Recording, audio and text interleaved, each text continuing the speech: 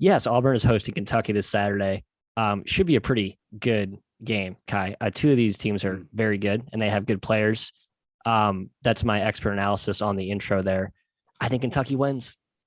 Your thoughts? No, I don't. I think Auburn wins. And I think if you get a price like Kim Pom suggests, where Auburn's a 2-point favorite at home, suggesting that Kentucky is better than them on a neutral, I like Auburn. I think Auburn's a better team on a neutral. They have the better pro, the best player on the floor. They have depth at every position. And I think Walker Kessler is a great matchup, or at least a neutralizer some kind of wall that takes Sheway a while to get through instead of like a total stopper. Yeah, Auburn for me on Saturday.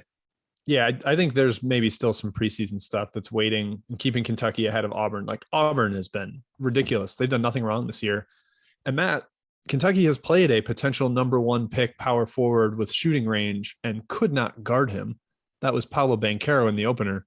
I don't know how they deal with Jabari Smith in this one. Keon Brooks basically got benched in that game because he couldn't handle Banchero. They were trying different looks, threw Jacob Toppin at him, but I think Smith can take him in the post. I think there are some matchup concerns for Kentucky, and although they're getting more confident, Ty Washington has played great lately since Severe Wheeler was banged up. I still think in the jungle, Auburn at home. I bet this line's 3, not 2. And so I probably won't bet it, but if it is 2, I will take the Tigers.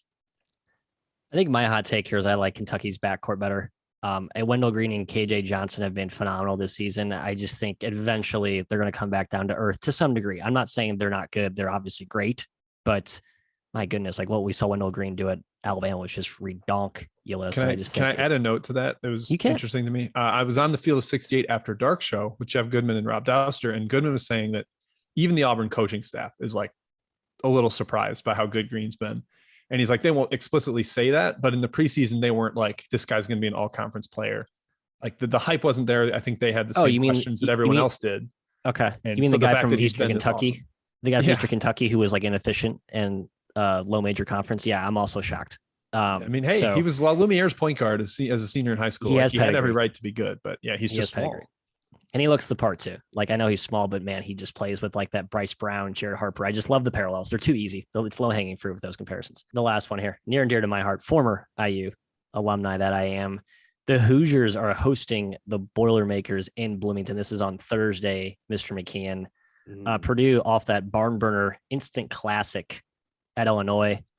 Can anyone, and I mean anyone, including Trace Jackson Davis, an All-American candidate, can anyone stop Zach Edey inside? Anyone? No. Anyone? No, they cannot. They will try. They will try, Matt, but they cannot. And Purdue is going to get their second straight win at Assembly Hall after beating Illinois on Thursday. I think Purdue smashes them. How about that? Smash Purdue. Yeah, I hate this matchup for Indiana. I think their strength is inside, feeding Trace Jackson Davis, dominating the rim on both ends. And they're playing a team that's better at the rim on both ends than them. Like having Edey in there, having Williams, those guys can score 1v1 and Edey will score. And if Williams starts to score, then you double and he's like the best passer in the Big Ten. He is an unbelievable passer. He wants to make highlight passes and he's capable of it. I think the guard advantage is stark for Purdue as well. Like Jaden Ivey's the best guard on the floor by far. Mm-hmm. This is a game where Xavier Johnson probably has a couple crippling turnovers during a big Purdue run. So even at Assembly Hall with that juice helping to keep Indiana in it, I think Purdue is the side here. It's the matchup's just too strong. And Matt Painter has owned Indiana. Oh yeah. And like that going into Assembly is like that in no way intimidates Purdue at all. Like with Painter at the helm, I hate to say it. It just hasn't mattered in recent matchups. The only way IU I think wins this game is if you get a big unsuspecting game from like a Tamar Bates or a Trey Galloway or a Jordan Geronimo, like one of the athletic wings who can, if there's a weakness Purdue defensively, that's probably where it is. But man, they've been erratic, and who knows, Woodson might play those guys 30 minutes, might play them 2 minutes. That's a whole other separate discussion for the IU fan forums we don't have to delve into. But anyway, I agree. I think Purdue gets it done on the road. Last 13 meetings, Purdue 10-2-1 against the spread against Indiana. 10 wins against the spread. Pretty good. Yep. Pretty good. And 12-1 straight up. So it's tough. And you'll be probably laying a field goal here, no more than that. So basically, if you're betting Purdue gets to win the game. I bet it. My guess is it's 3.5 because everyone just watched Purdue on national TV win at Illinois, and they're like, well, they're going to win at Indiana, of course. So Yeah. Maybe they'll make you pay a little bit of a premium to be on Purdue. Yeah. I think they should. I think that's wise.